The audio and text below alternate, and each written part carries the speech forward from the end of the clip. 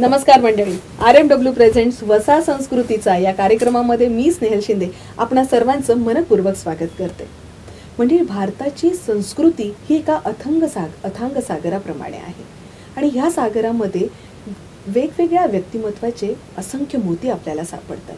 त्यातलंच एक दिव्य मोती ते म्हणजे राष्ट्रीय स्वयंसेवक संघाचे आद्य सरसंघचालक परमपूज्यनीय केशव बळीराम हिडकेवार. लो श्रद्धांजलि राष्ट्र पुरुष शतकोटि हृदय के गंज खिले हैं. लो श्रद्धांजलि राष्ट्र पुरुष शतकोटि हृदय के गंज खिले हैं. आज तुम्हारी पूजा करने से तू हिमालय संग मिले हैं. आज तुम्हारी पूजा करने से तू हिमालय संग मिले हैं. डॉक्टर साहेबांनी 1925 साली RSSची राष्ट्रीय स्वयंसेवक संघाची स्थापना केली आणि संपूर्ण जगामध्ये एक वेगळं अस्तित्व निर्माण झालं. वसा संस्कृतीचा तसाच वसा राष्ट्रप्रेमाचा, राष्ट्र पुनरुत्थानाचा हा त्यांनी हाती घेतला आणि एक नवीन आगळंवेगळं विश्व आणि वलय संपूर्ण जगामध्ये त्यांनी तयार केलं.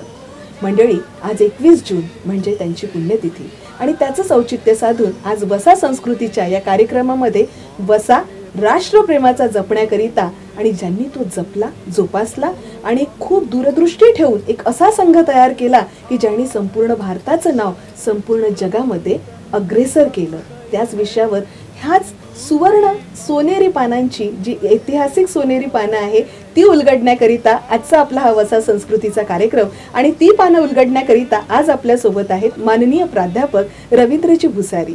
सर नमस्कार. नमस्कार. नमस्कार. आपल्या या वसा संस्कृतीचा मध्ये आपलं खूप खूप स्वागत. माननीय रवींद्रजी भुसारींबद्दल सांगायचं झाल्यास चंद्रपूर जिल्ह्यामध्ये ब्रह्मपुरी येथे त्यांचा जन्म झाला. त्यानंतर MCOM पर्यंतचं शिक्षण घेऊन ते नागपूर येथे धरमपेठ महाविद्यालयामध्ये प्राध्यापक म्हणून कार्यरत राहिले.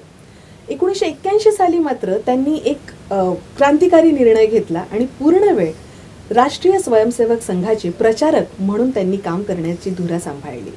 त्यामध्ये ते विदर्भ प्रांत प्रचारक, त्यानंतर पश्चिम क्षेत्र प्रचारक आणि BJPचे महाराष्ट्र संघटन मंत्री म्हणून ते कार्यरत राहिले. सर, हेडगेवार सरांनी 1925 साली RSSची स्थापना केली. RSS सारखी संस्था किंवा संघटना आपण निर्माण करावी, त्या आधीची पार्श्वभूमी काय होती? खरोखर डॉक्टर हेडगेवारांचं जीवन पाहताना त्यांचा बाल्यकाल आपण अवश्य विचार केला पाहिजे. त्यांच्या बाल्यकालातल्या घटना अतिशय प्रेरणादायी आणि देशभक्तीपूर्ण आहेत. जसं ते प्रायमरी शाळेत होते. प्रायमरी शाळेत शिकत असताना त्यावेळी राज्यारोहण समारंभ व्हिक्टोरिया राणीचा झाला. त्याची मिठाई सगळ्या शाळेत वाटल्या गेली. त्या शाळेमध्ये त्यांच्यात मिठाई वाटण्याकरता लोक आलेत. त्यांनी यांच्या हातावर मिठाईचा तुकडा ठेवला. या बालकेशवने तो तुकडा फेकून दिला आणि सांगितलं, ही आमची राणी नाही, हा मी स्वीकारणार नाही. एवढंच नाही तर पुढे जेव्हा ते अजून मोठे झालेत आणि त्यावेळी शाळेमध्ये एक चळवळ उभी राहिली, वंदे मातरम. देशभरी चळवळ उभी होती. डॉक्टर हेडगेवार त्यावेळी मॅट्रिकला होते आणि त्यांच्या वर्गातसुद्धा त्यांनी याचं नियोजन केलं की प्रत्येक निलसिटी शाळेतील प्रत्येक वर्गात आणि वंदे मातरमचा उद्घोष व्हावा. जेव्हा इंग्रज इन्स्पेक्टर तिथे आलेत आणि त्यांनी आल्यानंतर वर्गात प्रवेश केला तर वंदे मातरमचा जयघोष झाला. ते रागांनी दुसऱ्या वर्गात गेले, तिथे त्याच्यापेक्षाही जोरदार घोष झाला. त्यानंतर ते पुढच्या वर्गात गेले, जो केशवचा वर्ग होता त्या वर्गात तर जोरदार जयघोष झाला. इंग्रज अधिकारी चौथाला लाल बुंद झाला आणि निघून आला आणि शाळा बंद करण्याचा आदेश दिला. शाळा बंद पडली. पालक जायला लागले, विचारायला लागले, पण कोणीही मुलगा सांगायला तयार नव्हता.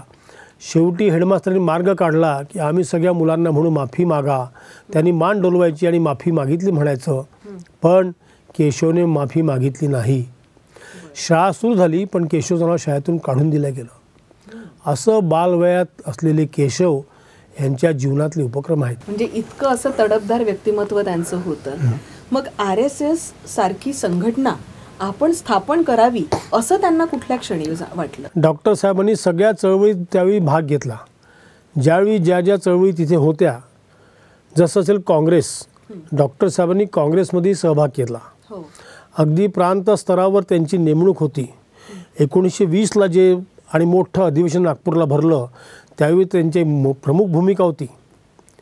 टिळक नुकतेच वारले होते आणि त्या संमेलनाकरता योगी अरविंदांनी यावं ह्याच्याकरता डॉक्टर साहेब स्वतः पांडिचेरीला गेले होते.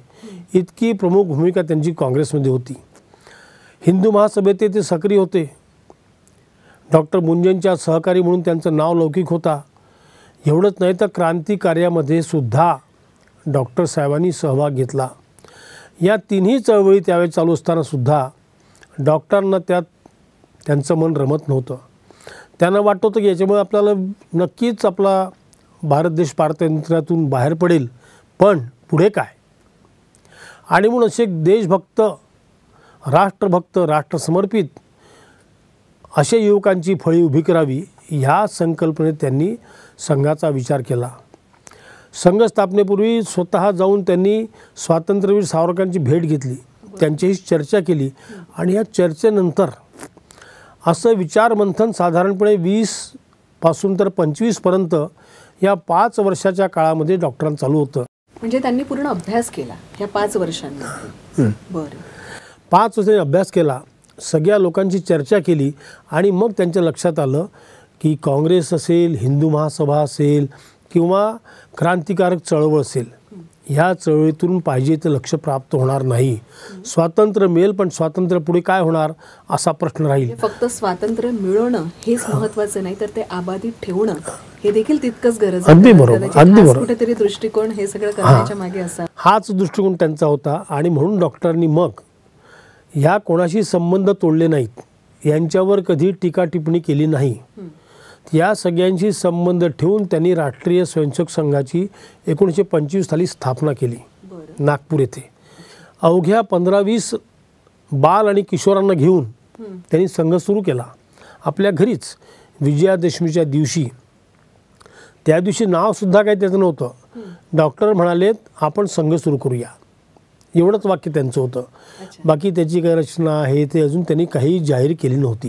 त्या क्षणी म्हणजे तुम्ही जसं म्हणाले की 10-15 लोकांचा एक घोळका होता आणि त्यांनी मिळून स्थापना केली. पुढे काय करायचं, पण आज आपल्याला लक्षात येतंय की देश विदेशामध्ये RSS पोहोचलेला आहे.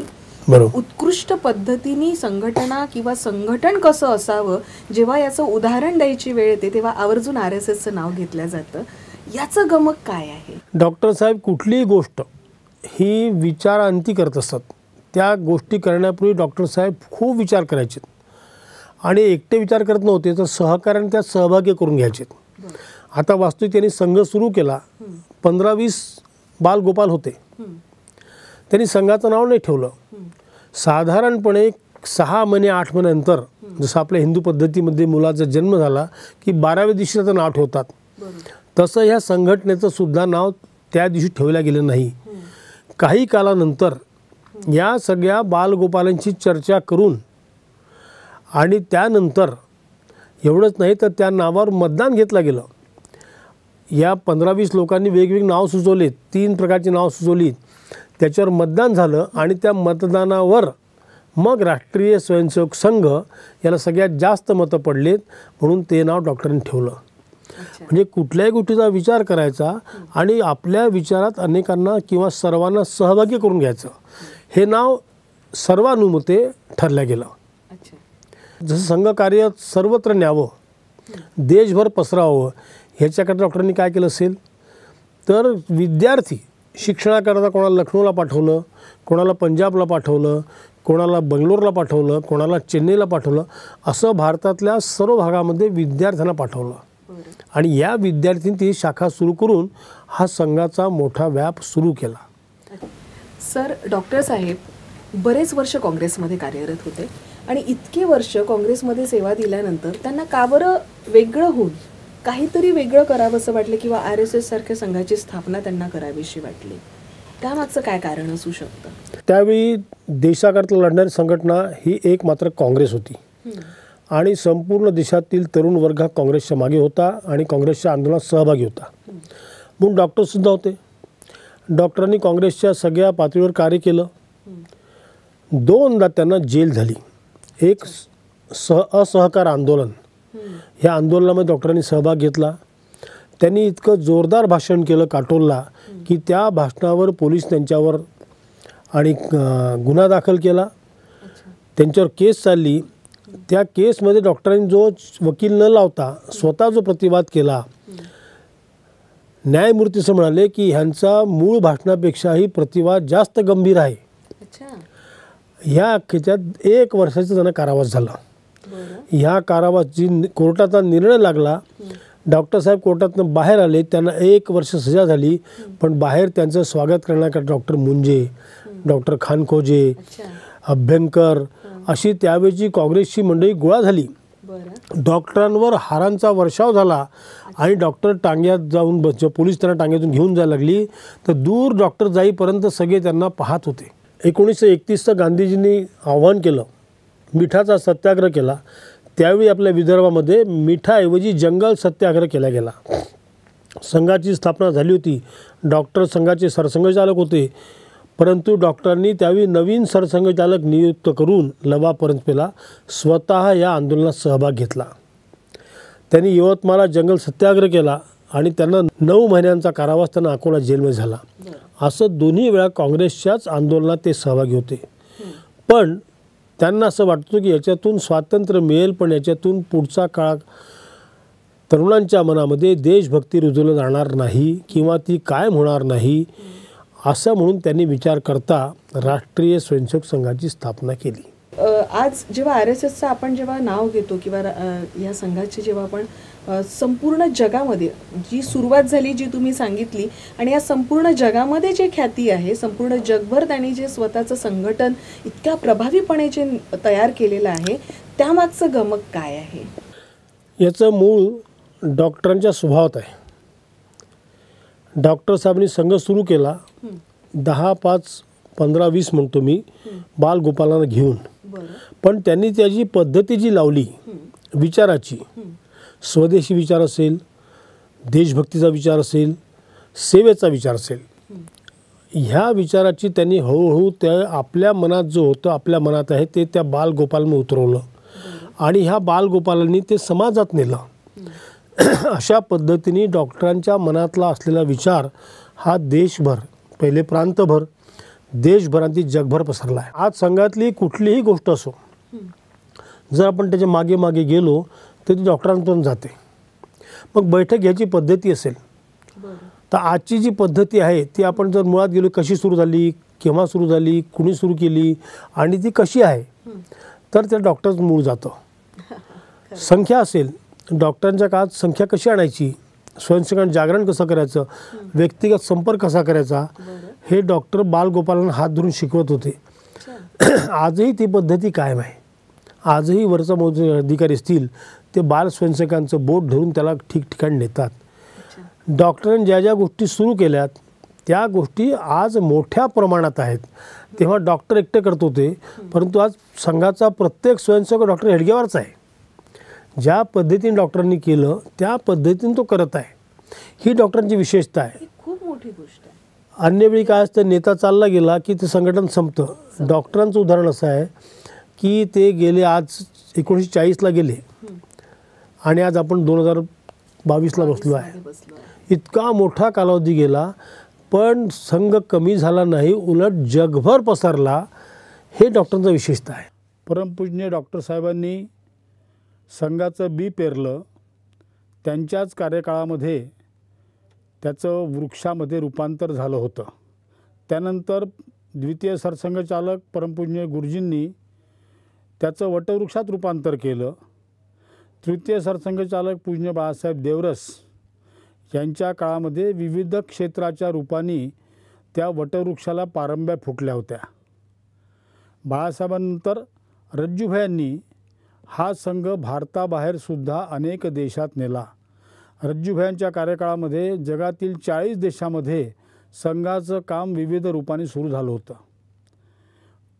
5वे सरसंघचालक पूजनीय सुदर्शनजी ह्यांच्या काळामध्ये भारतातील सर्व तालुक्यात संघाच्या शाखा होत्या. विद्यमान पूजनीय सरसंघचालक मोहनजी यांच्या कार्यकाळामध्ये आज भारतात तर संघकार्य आहेच, भारताबाहेरील विदेशातही ज्या ज्या ठिकाणी म्हणून हिंदू आहे त्या त्या ठिकाणी संघाचा विचार पोहोचला आहे. एका वाक्यात असं म्हणता येईल की जगाच्या पाठीवर जिथे कुठे हिंदू आहे त्या हिंदूपर्यंत संघ पोहोचला आहे, प्रभावीपणे पसरला. आणि एवढंच नाही तर एक नाही तर त्यांनी लाखो डॉक्टर्स तयार करण्याची, म्हणजे त्यांच्यासारखं व्यक्तिमत्व आणि नेतृत्व तयार करण्याची एक यंत्रणाच RSSच्या माध्यमातून निर्माण केली असं म्हटलं तरी अतिशयोक्ती होणार नाही. सर, 1925 साली जेव्हा RSSची निर्मिती झाली त्यावेळेला कुठेतरी राष्ट्र पुनर्निर्माण किंवा स्वातंत्र्य मिळवणं हा एक ध्यास मनात घेऊन RSSची स्थापना झाली. आता मात्र RSS जेव्हा काम करते तेव्हा कुठली धारणा किंवा कुठली दिशा समोर ठेवून RSS काम करते किंवा वाटचाल करते? संघाच्या प्रतिज्ञेचं उत्तर मिळतं. संघाचा 18 वर्षाचा स्वयंसेवक झाला की त्याला प्रतिज्ञा देतात म्हणा किंवा त्याला घ्यावी लागते. ह्याच्या त्याचं उत्तर आहे. स्वातंत्र्यापूर्वी डॉक्टरांच्या काळात त्या प्रतिज्ञेत होतं, राष्ट्राला स्वतंत्र करण्याकरता मी राष्ट्रीय स्वयंसेवक संघाचा घटक झालो आहे. स्वातंत्र्यानंतर यात बदल झाला. राष्ट्राला वैभव संपन्न करण्याकरता मी राष्ट्रीय स्वयंसेवक संघाचा घटक झालो आहे. राष्ट्राला वैभव संपन्न करणं ही संघाची कल्पना, ही संघाची प्रेरणा आणि त्या प्रेरणेतून संघ काम करतो. मग वैभव संपन्नेत सगळ्या गोष्टी येतात. या वैभव संपन्नेत राष्ट्राच्या प्रत्येक नागरिक सुखी होईल जसं दीनदयालजींची कल्पना मानल्या जाते, म्हटल्या जाते. पण डॉक्टरांची बेसिक कल्पना ती आहे की शेवटच्या रांगेतील शेवटच्या माणसाचा आनंद, शेवटच्या रांगेतील शेवटच्या माणसाचा यश हेच वैभव संपन्नेचं लक्षण आहे. हे दीनदयालजींनी सांगितलं आहे, त्याच्यापूर्वी डॉक्टरांनी म्हटलं आहे.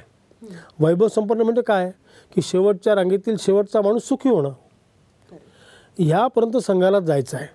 आणि ती कल्पना केवळ मात्र संघ करू शकणार नाही. अशा कल्पनेत मग पूजनीय गुरुजींनी डॉक्टरांच्या नंतर राष्ट्रजीवनाच्या सर्व क्षेत्रात प्रवेश केला.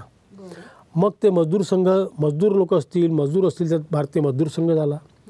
महिलांकरता राष्ट्रीय सेविका समिती, राष्ट्रसेविका समिती. कुतूहल आहे की महिलांकरिता किंवा महिलांना यामध्ये अंतर्भूत करण्याकरिता राष्ट्रीय सेविका समिती याची स्थापना कशी काय करण्यात आली? संघाचं काम सुरू होतं, ते सर्वत्र पसरलं. तर वर्धेला मावशी केळकर होत्या. त्यांनी संघाची शाखा, त्यांची मुलं शाखेत जायचे, त्यांनी पाहिली आणि ते डॉक्टरांकडे गेल्यात. त्यामुळे आम्हालाही संघात प्रवेश द्या, आम्हालाही महिलांना संघात घ्या. तेव्हा डॉक्टर साहेबांनी चिंतन केलं आणि त्यांना म्हटलं की नाही, तुम्हाला संघात प्रवेश आहेच, पण आपण महिलांचं स्वतंत्र संघटन करू. कारण काही स्वाभाविक आहेत, काही गोष्टी पुरुष आणि स्त्री असतात, त्याच्यामुळे वेगळेपणाने करावं लागतात. आणि म्हणून त्यांना डॉक्टरांनी सांगितलं आणि त्यांनी 36 साली राष्ट्रसेविका समितीची स्थापना केली. आज त्यांच्याही भारतभर नाही तर जगातील 40 देशामध्ये वेगवेगळ्या नावाने शाखा आहेत. काही लाख सेविका आहेत. मग विद्यार्थ्यांमध्ये अखिल भारतीय विद्यार्थी परिषद असेल, किसानांकरता किसान संघ असेल, तर अगदी प्रज्ञावान लोकांकरता प्रज्ञा भारती असेल, अशा विविध 40 प्रकारच्या राष्ट्रीय स्तरावर संघटना आज स्थापन झाल्या आहेत. या प्रत्येकाची सदस्य संख्या भरपूर आहे. काही कोटीच्या घरात प्रत्येकी संख्या आहे. आणि ह्या सगळ्यांची जर बेरीज केली तर ती फार मोठी होईल. कॉम्प्युटर त्याचं उत्तर देऊ शकणार नाही. त्याचं उत्तर एकच आहे, विराट दर्शन. भारताचं विराट दर्शन हेच संघ दर्शन आहे. जे डॉक्टरांच्या कल्पनेत होतं आज ते साकार झालं आहे. हे जे म्हटलं विराट दर्शन डॉक्टरांच्या कल्पनेतलं हेच आहे. आणि म्हणून डॉक्टरांनी विचार केला होता की या सगळ्याचा वैभव संपन्न देश किंवा त्यात अजून जोडता येईल आपल्याला तुमच्या प्रश्नाच्या अनुषंगाने की हा भारत देश जगाच्या गुरुपदी विराजमान व्हावा. म्हणजे संपूर्ण जग या भारताकडे आशेने पाहावं, नतमस्तक व्हावं. आज ती कल्पना साकार होताना दिसते आपल्याला. आज जगाच्या पाठीवर आपण जेव्हा पाहतो आहे, कोविडचा आपला अनुभव आला आहे की सारं जग कोणत्या ना कोणत्या माध्यमातून भारताने जिंकलं. सारे लोक भारताकडे पाहत आहेत. अगदी रशिया युक्रेन संबंध लढाई सुरू आहे, सगळं जग याकडे भारताकडे पाहत आहे की भारताचा निर्णय काय, भारत काय निर्णय देईल. तर आज डॉक्टरांच्या संकल्पनेतला भारताबद्दल आहे की माझा देश जगाच्या गुरुपदी विराजमान होईल, वैभव संपन्न होईल. ती अवस्था आज प्राप्त होताना आपण अनुभवतो आहे. 1925 साली हे बीज रोवलं, आज त्याचा एवढा मोठा वटवृक्ष झालेला आहे की त्या वटवृक्षाच्या सावलीमध्ये असंख्य लोक राष्ट्रप्रेमाचे धडे घेत आहेत. सर, आता 2025 साली संघाचा शताब्दी वर्ष आपण साजरं करू, त्या अनुषंगाने काय भविष्यातील योजना आहे संघाच्या? डॉक्टर साहेब असं म्हणत होतं की संघाचा रौप्य महोत्सव करायचा नाही. आता जर डॉक्टरांची कल्पना हीच आहे की रौप्य महोत्सव नाहीच करायचा तर शताब्दी साजरी करण्याचा विषय येत नाही. अच्छा. पण 100 वर्ष झाले आहेत आणि म्हणून संघाने आता कुठलाही उत्सव करायला ठरवलं नाही. पण डॉक्टरांच्या कल्पनेत ज्या ज्या गोष्टी होत्या, ज्या डॉक्टरांनी कधी कोणाचं सुतवाच्य केलं नाही पण योजनेत समाविष्ट होत्या, अशा गोष्टी संघ करणार आहे. जसं देशातील सर्व गावात 6 लाखाच्या वर गावं आहेत, ह्या गावागावात संघाची शाखा सुरू व्हावी. शक्य नाही काही ठिकाणी, काही प्रांतामध्ये संघाचं काम कमी आहे, त्या ठिकाणी कमीत कमी मंडलात म्हणजे 10 गावामागे एक शाखा असं सुद्धा त्याचं रूप असावं. संघ 2 गोष्टी मानतो. एक, जो संघाचा स्वयंसेवक केव्हा ना केव्हा शाखेत गेला आहे, संघाच्या शिबिरात आलेला आहे, त्यांनी संघ वर्ग केला आहे, पण आज तो सक्रिय नाही. तर अशा सगळ्या सुप्त स्वयंसेवकांना सक्रिय करणं असा एक विषय. आणि दुसरा विषय, अशी फार मोठी शक्ती आहे की जी सज्जन शक्ती आहे पण ती निष्क्रिय आहे. या सज्जन शक्तीला, निष्क्रिय शक्तीला सक्रिय करणं, याच्याकरता संघाने एक काही आयाम उघडले आहेत. जसं समरसता गतिविधी आहे, कुटुंब प्रबोधन गतिविधी आहे, अगदी पर्यावरणसुद्धा गतिविधी आहे. अशा 6 गतींच्या माध्यमातून समाजामध्ये सज्जन शक्तीला सक्रिय करण्याचं काम संघाने घेतलं आहे. थोडंसं याबद्दल असं विचार, सज्जन शक्ती समाजातली म्हणजे नेमकं काय? म्हणजे जे अतिशय सज्जन आहे पण ते कधीच कुठे ऍक्टिव्ह नसतात, अशा लोकांना समाविष्ट करणं की आणखी काही? अगदी बरोबर आहे तुमचं प्रश्न, अगदी बरोबर आहे. समाजामध्ये असं म्हणतात की काही वाईट घडत्याचं कारण काही दुर्जन शक्ती नाही आहे, सज्जन शक्ती निष्क्रिय आहे म्हणून या सगळ्या वाईट गोष्टी घडत असतात. तर ही जी सज्जन शक्ती आहे फार मोठी सज्जन शक्ती आहे. या सज्जन शक्तीला तर क्रियाशील केलं तर देशामध्ये अनेक चांगल्या गोष्टी घडतील आणि ते काम संघाला करायचं आहे. शताब्दीमध्ये संघाचा विचार हा आहे की कुठलाही महोत्सव कार्यक्रम त्याचा विचार अधिक न करता ही संघ सुप्त शक्ती आणि सज्जन शक्ती, सुप्त शक्तीचं जागरण आणि सज्जन शक्तीला सक्रिय करणं ही संघाची आगामी योजना आहे. सर, संघाची स्थापनाच मुळात देशाच्या तरुणांना समोर ठेवून करण्यात आली होती की राष्ट्राचा खरं भविष्य त्यांच्या हाती आहे, त्यामुळे त्यांना त्यांच्या मनामध्ये ही सगळी बीजं रोवली जाणं हे फार गरजेचं आहे. अलीकडल्या काळामध्ये नवीन पिढीबद्दल तुमचा काय दृष्टिकोन आहे की जो विचार संघ घेऊन चालतो आहे तो खरंच या प्रत्येक मुलामध्ये किंवा आपल्या तरुण पिढीमध्ये रुजवल्या जातो आहे का, किंवा ते करणं शक्य आहे का? अगदी तुम्ही सांगतो की आजची नवीन पिढी फार चांगली आहे, अतिशय उत्तम आहे आणि संघाचा विश्वास आहे की ही पिढी राष्ट्राला परमविवाहाला नेण्याकरता आपली संपूर्ण शक्ती लावेल, हा संघाचा विश्वास आहे. आता यावर्षी संघ शिक्षा वर्ग 100च्या वर झालेत. या 100 संघ शिक्षा वर्ग आणि प्राथमिक वर्ग याच्यात लाखापेक्षा जास्त युवकांनी सहभाग घेतला. हे लाखपेक्षा जास्त युवक ह्या वर्गात सहभागी होते. याचाच अर्थ असा आहे की या युवकांना काहीतरी चांगल्याची गरज आहे, ह्या युवकांना चांगलं करावं असं वाटतं म्हणून सगळे आले आहेत. आणि संघाचा विश्वास आहे की ही युवा शक्तीच पुढे राष्ट्राकरता उपयुक्त होणार आहे, राष्ट्राला पुढे नेण्याकरता सिद्ध होणार आहे, हा संघाचा विश्वास आहे. सर, खरं तर RSS किंवा राष्ट्रीय स्वयंसेवक संघ याला आगळ्या वेगळ्या ओळखीची गरज नाही, परंतु आज या राष्ट्रीय स्वयंसेवक संघाची स्थापना आणि आद्य सरसंघचालक डॉक्टर हेडगेवार यांची त्यामागची भूमिका ही मात्र नव्याने आम्हाला तुम्ही परत आठवण करून दिली त्याची, त्याबद्दल आमच्या संपूर्ण टीमतर्फे मी आपलं खूप खूप आभार मानते. धन्यवाद. धन्यवाद. मंडळी, खरं तर प्रत्येक दिवस हा सारखाच असतो, परंतु काही दिवसांना मात्र ऐतिहासिक महत्त्व प्राप्त झालेलं असतं. त्यातलाच दिवस तो म्हणजे आजचा 21 जून. आज आद्य सरसंघचालक डॉक्टर हेडगेवार यांची पुण्यतिथी आणि त्यासोबतच जागतिक योग दिवस देखील आपण साजरा करतो. खरं तर या दोन्ही गोष्टीनं आपल्या राष्ट्राचं वैभव म्हटलं तरी अतिशयोक्ती होणार नाही. राष्ट्राचं वैभव जपत हा वसा आपल्याला असाच कायम ठेवायचा आहे. आजच्या वसा संस्कृतीचा मध्ये आपण RSSचे सुवर्ण पानं उलगडले. RSSची भूमिका आणि त्यांची या नंतरची वाटचाल ह्या दोन्ही गोष्टी आपल्या नजरेसमोर आल्या. राष्ट्राचं वैभव ती म्हणजे तरुण पिढी आणि या तरुण पिढीच्या मनाची, संस्काराची जोपासना करते ते म्हणजे RSS. त्यांच्या कामाला खूप खूप शुभेच्छा.